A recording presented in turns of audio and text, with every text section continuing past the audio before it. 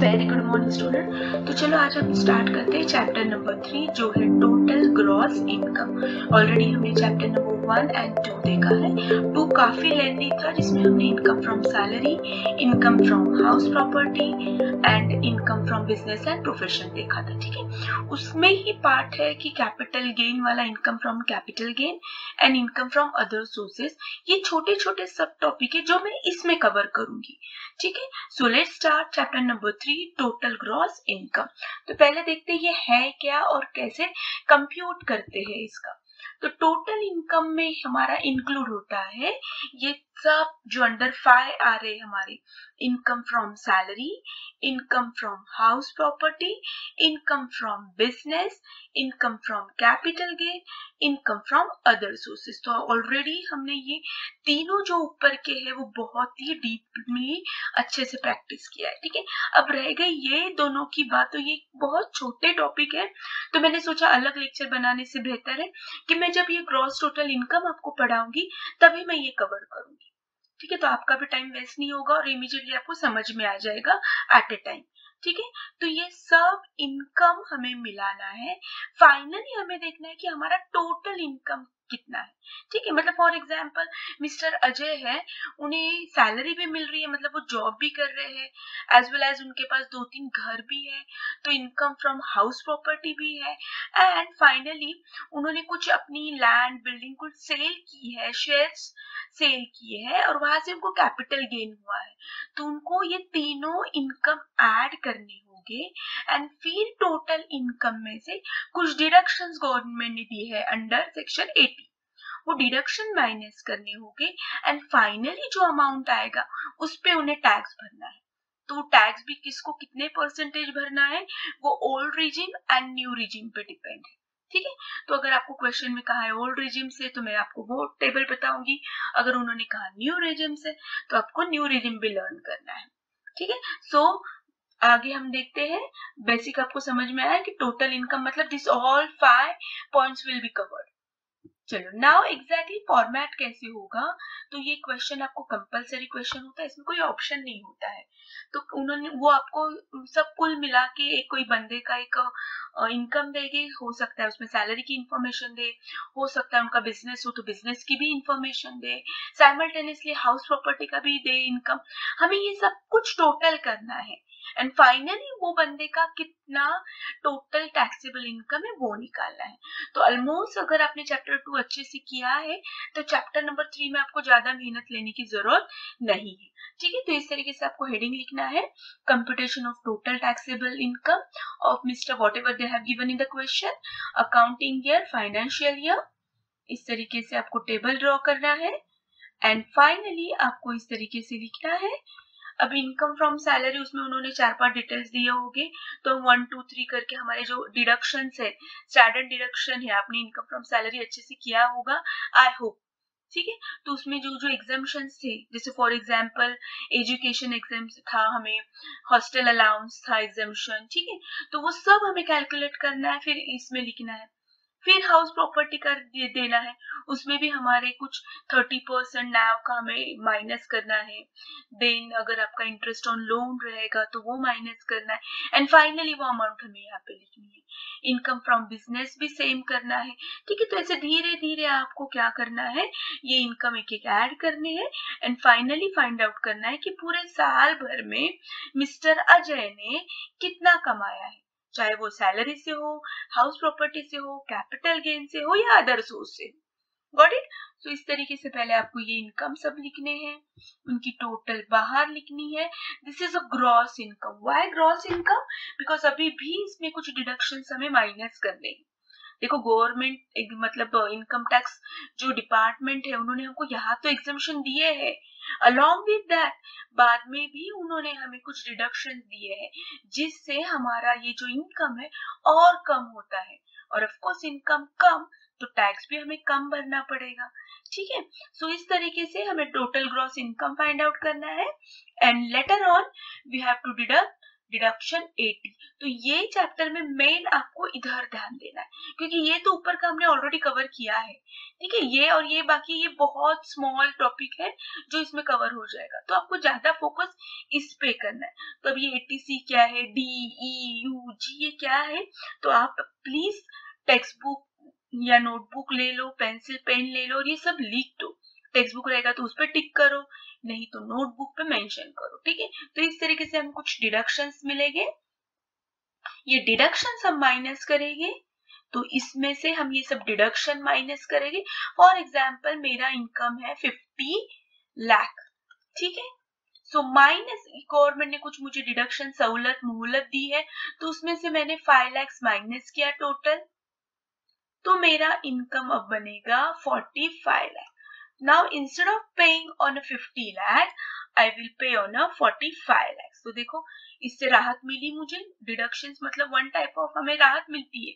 तो 50 लाख पे बजाय मैंने 45 लाख पे भरा, फिर उसमें भी अब 45 में भी उन्होंने कुछ हमें स्लैब दिए हैं कि 2.5 लाख तक, अगर ये इनकम 2.5 लाख तक होता तो आपको कुछ भी इनकम टैक्स नहीं भरना है। तो जो बेचारे गरीब है, जिनका इनकम कम है, तो उनपे बिल्कुल टैक्स का बर्डन नहीं है। तो that is why our tax system is a progressive. ये ऑब्जेक्टिव के लिए याद रखना है। प्रोग्रेसिव का मतलब क्या होता है, according to your financial position you have to pay the tax. मतलब जैसी आपकी कैपेसिटी है इनकम कमाने की, वही हिसाब से आपको टैक्स भरना है। अगर किसी का इनकम 2.5 लाख से कम है तो उसको 1 रुपया भी टैक्स नहीं भरना है।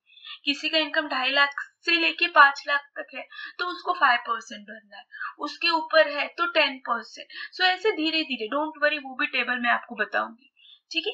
तो आपको उस टेबल के हिसाब से फिर टैक्स लायबिलिटी कैलकुलेट करनी है और आपको फिर जाके भरना है, ठीक है। सो बेसिकली ये हमारा फॉर्मेट रहेगा इस चैप्टर का। इस तरीके से आपको लिखना है, आप स्क्रीनशॉट ले लो या मेरे मतलब मैं तो सजेस्ट करूंगी हाथ से लिखो आप खुद। जब तक आप सॉल्व नहीं करोगे, चाहे वो अकाउंट हो या टैक्सेशन हो, जब तक आप हाथ से नहीं लिखोगे आपको ये ध्यान में नहीं आएगा, ठीक है। तो ये हो गया हमारा कंप्यूटेशन ऑफ टैक्सेबल इनकम का फॉर्मेट। Got it. चलो नाउ अब सबसे ज्यादा फोकस करते हैं हम, ये डिडक्शन क्या है। ये ऑलरेडी मैंने एक्सप्लेन किया है। अगर फर्स्ट टाइम वीडियो देख रहे हो तो प्लीज आप पहले की वीडियो पहले देखो, मैंने प्लेलिस्ट बनाई है अलग से टैक्सेशन की। आप चैनल पे जाके प्रॉपरली प्लेलिस्ट देखो, आपको लाइन से सब कुछ दिखेगा। और हर थंबनेल, चैप्टर का थंबनेल मैंने अलग कलर से बनाया है, तो immediately you will recognise. Okay, तो चलो नाउ डिडक्शन है हमारा 80C। अब ये 80C में कौन से डिडक्शन है, तो जो हम पीपीएफ करते, public provident fund, recognise provident fund, statutory provident fund, ये आपने नाम सुना है। कहाँ सुना है, ऑफ कोर्स ये आपने नाम सुना है इनकम फ्रॉम सैलरी, ठीक है। तो यहाँ पे हमको इनकम फ्रॉम सैलरी में हम किसका कंट्रीब्यूशन लेते थे, एम्प्लॉयर का। देखो ध्यान रखो, एम्प्लॉयर का कंट्रीब्यूशन हम इनकम फ्रॉम सैलरी में ऐड करते थे, ठीक है। लेकिन अब हमें कुछ डिडक्शन करना है, डिडक्शन मतलब माइनस। तो माइनस हम क्या करेंगे, तो जो एम्प्लॉई मतलब क्या, वर्कर, ऑफिसर, जो काम कर रहा है बंदा, जिसको सैलरी मिल रही है, उसका कंट्रीब्यूशन हम माइनस करेंगे टोटल इनकम में से, ठीक है। देखो फिर एक बार हम पीछे जाते हैं, इसमें से हम यहाँ पे क्या करेंगे, उसका कंट्रीब्यूशन माइनस करेंगे। किसका करेंगे, एम्प्लॉई का। ये याद रखना है आपको, अदरवाइज आप कंफ्यूज हो जाएंगे। यहाँ पे हम इनकम फ्रॉम सैलरी एम्प्लॉयर का ऐड करते थे कि क्या क्या उसको मिल रहा है कंपनी से एज ए सैलरी, तो एम्प्लॉयर का हम यहाँ ऐड करते थे। लेकिन यहाँ पे अब ये डिडक्शन हमारा है, तो हम यहाँ पे एम्प्लॉय मतलब हमारा मिस्टर अजय का सपोज हम कर रहे, तो मिस्टर अजय का हम क्या करेंगे, माइनस करेंगे। So this is called 80C। Understood. तो ये आप लिख लो, स्क्रीनशॉट निकालो कि कौन से बात में हमें मिलने वाला है। एंड मैक्सिमम हमें 1,50,000 मिलेगा। मतलब फॉर एग्जाम्पल इसका कंट्रीब्यूशन पर ईयर, हाँ पर ईयर है 20,000, ठीक है। फिर आपने LIC भी ले ली, LIC का भी आपको 12,000 हर साल आपको भरना है। फिर आपने सुकन्या योजना ले ली, सुकन्या योजना ये गर्ल्स के लिए होती है, जिनके लड़कियां होती है, मैक्सिमम 2 लड़कियों के लिए हम ले सकते हैं, ठीक है। सो सपोज इसका भी आपका साल का 10,000 कंट्रीब्यूशन है। फिर आपने एफडी बना दिया आपकी 50,000 जो 5 साल से ज्यादा बैंक में रख रहे हो, ठीक है। फिर आपने ट्यूशन फी पेड करते हो बच्चों की, सपोज वो आपकी 30,000 है, तो ऐसे टोटल करते करते आपकी कितनी होगा 20, 10, 30 एंड 50, 80 एंड 30, 1,10,000। तो 1,10,000 आपको क्या मिलेगा, डिडक्शन मिलेगा, मतलब माइनस होगी ये अमाउंट आपकी टोटल इनकम में से, टोटल ग्रॉस इनकम में से क्या होगी, माइनस होगी। लेकिन इसकी टोटल अगर ज्यादा आ गई, सपोज आ गई 2,10,000, ये सबकी मिला के टोटल आ गई 2,10,000, तो आपको 2,10,000 माइनस नहीं होगा, आपको मैक्सिमम 1,50,000 होगा। अंडरस्टूड। देखो ये भी बहुत जरूरी है, house loan repayment principal amount, ठीक है। इंटरेस्ट ऑन लोन जो है वो तो हम हाउस प्रॉपर्टी में वगैरह कर लेते हैं, लेकिन जो हमारा प्रिंसिपल अमाउंट जाती है, ठीक है, प्रिंसिपल अमाउंट मतलब क्या, लोन हमेशा डिवाइड होता है इंटरेस्ट एंड प्रिंसिपल में, ठीक है, मुद्दल और हमारे इंटरेस्ट में, ठीक है, सॉरी प्रिंसिपल, ये वाली स्पेलिंग, ओके। सो ये वाली प्रिंसिपल अमाउंट, ये स्पेलिंग याद रखना है आपको, PAL। तो प्रिंसिपल जो हमने अमाउंट पे की है वो भी डिडक्ट होता है, बट ये सब मिला के आप कितनी भी सेविंग करो इसमें, लेकिन मैक्सिमम आपको 1,50,000 ही डिडक्शन मिलेगा। Got it. तो एक बार स्क्रीनशॉट आप निकाल लो इसका और अच्छे से याद करो। चलो now will see the next one जो है हमारा 80D। अब इसको मैं आपको ट्रिक दे सकती हूँ, डी फॉर डॉक्टर। सो इसमें जो भी हमने हेल्थ से रिलेटेड अगर कुछ इन्वेस्टमेंट की रहेगी तो उसमें हमको डिडक्शन मिलता है, तो ये आपको इजी याद रहेगा, डी फॉर डॉक्टर। ओके, तो देखो डॉक्टर का फोटो भी जानबूझ के बताया मैंने तो कि एग्जाम में याद रहेगा। तो इसमें क्या क्या डिडक्शन मिलता है, तो जो हेल्थ से रिलेटेड होता है, जैसे कि mediclaim insurance premium, health insurance premium, हम करते हैं ना एवरी 3 मंथ्स या एवरी ईयर्स हम कुछ हमारी अमाउंट पे करते हैं इंश्योरेंस के लिए, ताकि अगर हम गलती से अगर एडमिट हो गए हॉस्पिटल में तो हॉस्पिटल का बिल थोड़ा बहुत कवर हो जाए, ठीक है। मतलब अगर 60,000 खर्चा हो रहा है हॉस्पिटल में तो ये इंश्योरेंस कंपनी हमें एटलीस्ट 40,000 to 45,000 उनके कैलकुलेशन के हिसाब से हमें क्या करती है, हेल्प करती है फाइनेंशियल। बट उसके लिए हमको एवरी ईयर क्या पे करना होता है, इंश्योरेंस, हेल्थ इंश्योरेंस। सो हेल्थ का याद रखो डॉक्टर, डी 80D। तो इसमें भी कुछ रूल्स लिए हैं, आप अगर खुद के लिए, वाइफ के लिए, बच्चों के लिए कर रहे तो 25,000, पेरेंट्स के लिए कर रहे तो 25,000, और विच एवर इज, मतलब आपने 25,000 का हफ्ता नहीं भरा, आपका हफ्ता 16,000 है, तो ये आपको डिडक्शन मिलेगा। Which ever is low, not necessary कि 25 ही का आप माइनस करोगे, जो कम है। हाँ, अगर ये हफ्ता आपका 36,000 है तो इन दोनों में छोटा कौन सा है, फिर 25,000। तो ऐसे बच्चों के लिए 25,000, पेरेंट्स के लिए 25,000, ठीक है, बच्चे और वाइफ के लिए 25, पेरेंट्स के लिए तो मैक्सिमम आपको 50,000 अलाउड है डिडक्शन। तो भले आप साल का दोनों का मिला के 1 लाख, आपकी अच्छी खासी हेल्थ इंश्योरेंस पॉलिसी है जिसका आपका हफ्ता प्रीमियम ही 1 लाख जाता है पर एनम, लेकिन फिर भी गवर्नमेंट आपको डिडक्शन कितना देगा, दोनों का मिला के 50, अगर पेरेंट्स का नहीं है आपका तो सिर्फ 25,000, विच एवर इज लो। तो मैक्सिमम आपको खुद के लिए, चाइल्ड के लिए, वाइफ के लिए 25,000, और अगर पेरेंट्स रहेंगे तो उनके लिए 25,000। Got it. तो ऐसे मैक्सिमम आपको 50,000 क्या करना होगा, डिडक्शन मिलेगा, माइनस करना होगा, विच एवर इज लो। देखो ये आपको थोड़ा बहुत याद रखना ही है, आप एक नोट बनाओ और चिपका के रखो आपके जहाँ पे भी आप स्टडी टेबल हो, जहाँ पे आप पढ़ाई करते हो, और रोज आप ये रिपीट करो, आपको इजी जाएगा। 25 और 25 की टोटल 50 आती, तो ये लर्न करने की जरूरत नहीं, 25 कर लो। अंडरस्टूड। चलो now will move to the next one.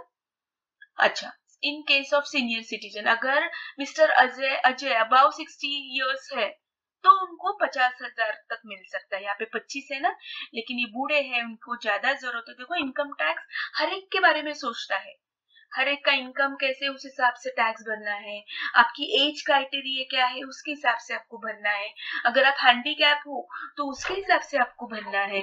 So every year आपको जो भी अमाउंट रहेगी वो क्या होगी, डिडक्शन होगी।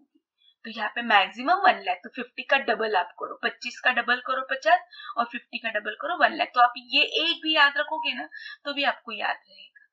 Got it. चलो now will move to the next deduction under section E. अब ये भी इजी है, ये ई जो है ना ये एजुकेशन से रिलेटेड है, तो ये भी ई आपको याद रहेगा, एजुकेशन से रिलेटेड, ठीक है। So interest on higher education loan allowed for the exemption without any limit. देखो इनकम टैक्स वालों ने ये भी सोचा है, हमेशा वो एजुकेशन को क्या करते हैं, प्रायोरिटी देते हैं। तो अगर आपका बच्चा मतलब मिस्टर अजय का अगर कोई चाइल्ड है और वो हायर एजुकेशन के लिए बाहर जा रहा है, उसके लिए उसको लोन लेना है बैंक से, तो वो लोन का जो इंटरेस्ट रहेगा, कितना भी इंटरेस्ट साल का होगा, वो पूरा की पूरा हमें एग्जम्पशन मिलेगा, मतलब डिडक्शन मिलेगा। तो गवर्नमेंट ने कितना एजुकेशन को इंपॉर्टेंस दी है देखो, ठीक है। जैसे कि हेल्थ में कुछ लिमिटेशन दी कि मैक्सिमम 50,000 होगा, एटीसी में आपको दिया है कि मैक्सिमम 1.5 लाख ही आपका माइनस होगा, लेकिन एजुकेशन लोन का जो इंटरेस्ट होगा उस पे no limit. Understood. So eighty E, E for education याद रखना है। तो एटीई किसके लिए है, एजुकेशन, वो भी इंटरेस्ट ऑन हायर एजुकेशन। अब ये जो डिडक्शन है ये हैंडीकैप के लिए है, ठीक है। सो ये हैंडीकैप, अब ये यू मतलब हैंडीकैप। सो फिजिकल चैलेंज, देखो ये हैंडीकैप वाले ऐसे लेते हैं ना हाथ में, तो आप ऐसे काठी वगैरह इसको इमेजिन कर सकते हो, ये ठीक है। वॉकर होता है ना, तो ये वॉकर की जैसी थोड़ा शेप है, वॉकर ऐसे ही होता है ना चलने का। तो हैंडीकैप के लिए आप यू याद रखो, ये आपकी ट्रिक है, आप डिसाइड करो कैसे करना है, ठीक है। तो अंडर सेक्शन 80 यू के अंदर हमें क्या करना है, सो फिजिकल चैलेंज मतलब जो हैंडीकैप होते हैं वो वाले जो बंदे होते हैं, देखो उनके बारे में भी गवर्नमेंट ने सोचा है। गवर्नमेंट ने फिक्स डिडक्शन दिया है, कौन सा दिया है, 75,000 is allowed to person whose disability between 40 to 80%। अब ये कैसे मिस डिसाइड होगा, तो डोंट वरी, आपको ये क्लियर कट दिया जाएगा कि वो जो बंदा है, अब हम अजय का नाम ले रहे तो हम अजय को ही कंसिडर करेंगे कि मिस्टर अजय है, ये 50% हैंडीकैप है। अब ये कैसे डिसाइड होता है, तो ये जो बंदा है मिस्टर अजय, उनको प्रॉपरली गवर्नमेंट हॉस्पिटल में जाना होता है, गवर्नमेंट डॉक्टर से सर्टिफिकेट लेना होता है, गवर्नमेंट डॉक्टर उनकी पूरी स्क्रूटिनी करता है, पूरी चेक करता है, एंड देन दे डिसाइड कि हाँ कि मिस्टर अजय को एक आंख से दिखता है एक आंख से नहीं, तो वो 50% हैंडीकैप है। Got it. या किसी का एक हाथ राइट हैंड चल रहा है लेकिन लेफ्ट हैंड उठ रहा नहीं है, बिल्कुल एक्टिविटी नहीं है उस हाथ से, तो वो 40%। सो ये डिसाइड होता है। एंड डोंट वरी, आपको बुक में दिया जाएगा, क्वेश्चन में दिया जाएगा कि mister Ajay is a 40% handicap या 80। तो अगर बिटवीन 40 to 80 है तो उनको फिक्स डिडक्शन 75,000 तो माइनस करनी ही है, मतलब 75,000 उनको माफ, डिडक्शन है पूरा, ठीक है। लेकिन अबाव 80% अगर उनको ज्यादा हैंडीकैप है तो गवर्नमेंट ने उनको 1,25,000 तक फिक्स डिडक्शन दिया है, ठीक है। और ये सर्टिफिकेट कंपलसरी उनको सबमिट करना होता है, वो भी सर्टिफिकेट कौन से, एरे गहरे डॉक्टर से नहीं, प्राइवेट डॉक्टर से नहीं, गवर्नमेंट डॉक्टर से उनको ये सर्टिफिकेट मिलाना होता है, and they have to submit to income tax office, ठीक है। तो इस तरीके से ये याद रखो, आपको फिक्स डिडक्शन 75,000 और अगर वो ज्यादा डिसेबल है तो 1,25,000। ये ऑलरेडी हमने डिस्कस किया है। आप सोचोगे कि मिस अगर जो अबाउ 80% डिसेबल है तो उसको इनकम कहाँ से आएगा, तो ये मैंने पहले भी आपको बताया है। हो सकता है उनकी मम्मी पापा की, उनके पूर्वज की जो प्रॉपर्टी है, हाउस प्रॉपर्टी, वहां से ये इनकम बंदा कमा रहा है, शेयर्स में वगैरह उनके मम्मी पापा ने इन्वेस्ट किया होगा, वहां से उन्होंने शेयर्स का इनकम होगा, तो इनको भी इनकम होता है। नॉट नेसेसरी कि हैंडीकैप है मतलब इनको इनकम ही नहीं रहेगा, not at all. Got it. चलो now will move to the next deduction under 80 G. अब जी को आपको बहुत ध्यान से रखना है, ये होता है डोनेशन के हिसाब से।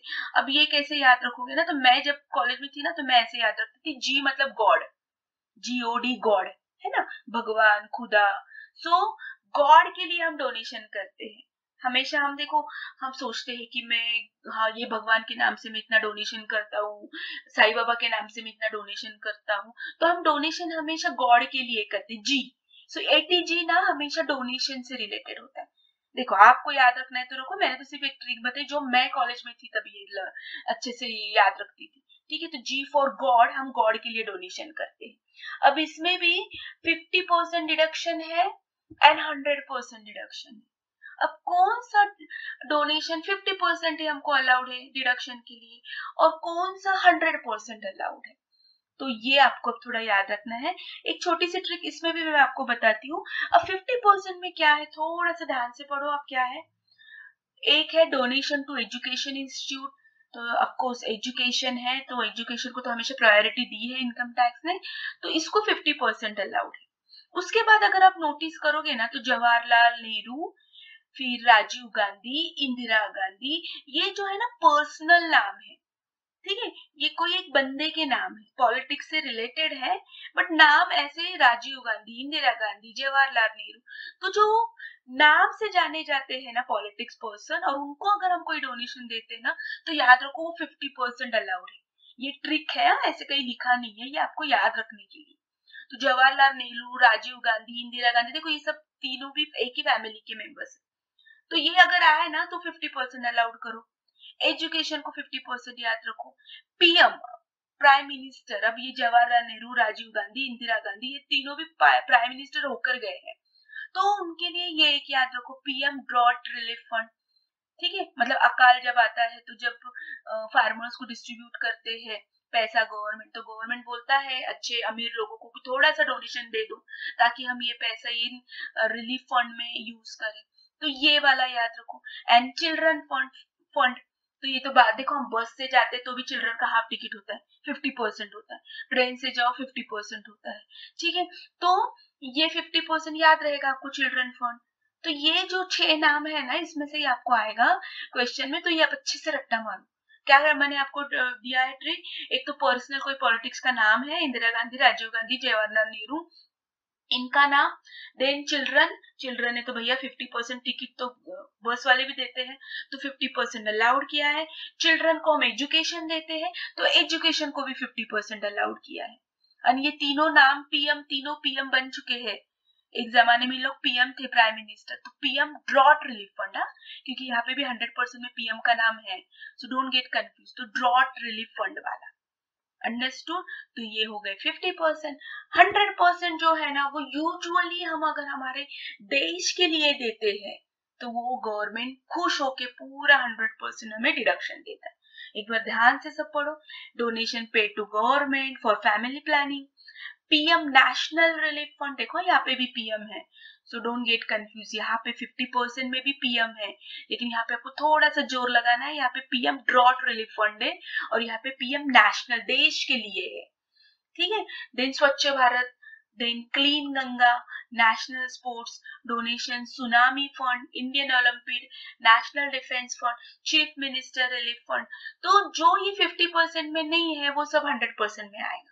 ये पूरा के पूरा 100% में देखो वही डोनेशन पूरा अलाउड किया है डिडक्शन के लिए, जो देश के लिए दिया है। कोई पर्सनल किसी का नाम है क्या यहाँ पे, जैसे 50% में नाम था पर्सनल, इंदिरा गांधी, राजीव गांधी, यहाँ पे किसी का भी नाम नहीं है, तो ये थोड़ा सा आपको याद रखना है, ठीक है, ट्रिक से थोड़ा याद रखो कि गंगा, देखो गंगा नदी, ये हमारे देश की बड़ी गंगा नदी है, तो उसके लिए डोनेशन देना, तो ये 100% अलाउड है, हमें पूरा, हमने अगर जितना भी डिडक्शन दिया है वो पूरा माइनस, ठीक है। तो एटीजी गॉड के लिए हम डोनेशन करते हैं, तो ये हो गए donation. And finally any donation paid more than 2000 in cash is not allowed. Of course, वरना क्या करते, ब्लैक मनी बराबर हम इधर ही तो ट्रांसफर करते थे, जानबूझ के डोनेशन कैश में ही देते थे, but government income tax officer भी बहुत चालू है, उन्होंने क्या कहा कि अगर आप कैश में डोनेशन दे रहे हो 2000 से ज्यादा, तो आपको बिल्कुल डिडक्शन नहीं मिलेगी। Got it? सो ये याद रखो, ऑब्जेक्टिव के लिए भी आ सकता है, not more than 2000। Now TTA है interest on saving bank, more than 10,000 is taxable, उसके अंडर होगा तो डिडक्शन मिलेगा। ATCCT1 ये employ contribution to new pension scheme में है, NPS, ठीक है। ये दो थोड़े से ये नाम बड़े हैं, ATTTA, ATCCD1। अगर आपको कोई ट्रिक समझती है लर्न करने की, तो कमेंट बॉक्स में लिख दो, जैसे मैंने ATG, G फॉर गॉड मतलब डोनेशन, ATE, E मतलब एजुकेशन, तो एजुकेशन से रिलेटेड है, ठीक है। फिर और मैंने ATD, डी मतलब डॉक्टर, हेल्थ से रिलेटेड है। तो जैसे मैंने आपको ये ट्रिक बताई, अगर आपको भी कोई ट्रिक सूझती है तो कमेंट बॉक्स में लिख दो, तो मैं भी अगले लेक्चर में वो ये अच्छे से बताऊंगी। ठीक है। So employees contribution to new pension scheme, ये आता है अंडर सेक्शन 80C। अब इसमें भी हमें क्या करना है, actual amount of employ contribution, नहीं तो 10% of salary whichever is lower. अभी समझा है तो ठीक है, नहीं तो प्रैक्टिकल प्रॉब्लम में समझा दूंगी। ठीक है। And maximum 1,50,000। आई होप आपको समझ में आया है। ये ज्यादा लॉन्ग वीडियो नहीं बना रही हूँ ताकि आप बोर ना हो, एटलीस्ट आपको समझ में आया कि हमें क्या करना है।